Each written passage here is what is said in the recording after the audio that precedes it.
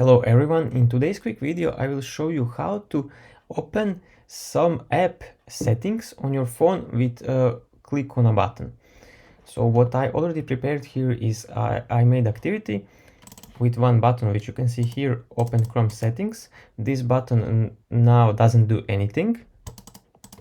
I made on-click listener, so when user clicks on it, I want to open, for example, Chrome settings. I want to open settings of Chrome application. We need to make a new function.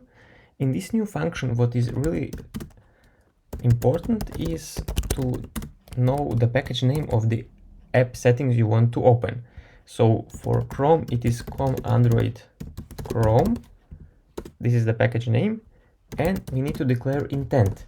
Intent is something that redirects us from this activity to somewhere we want to go.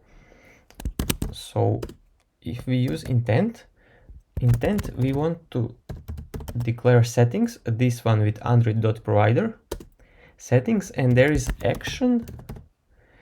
So action application detail settings. We want to go to application detail settings.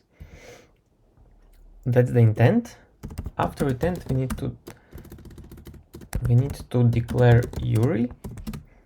This is URI from parts. First parameter is scheme.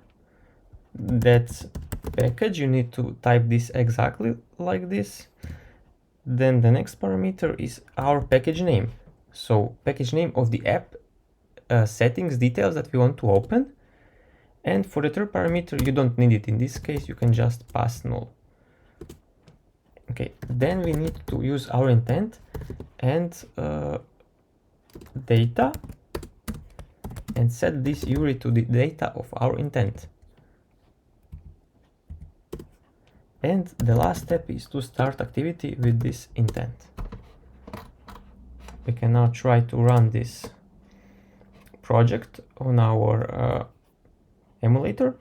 And now when I click open Chrome settings, it automatically directs me to settings of Chrome on my device.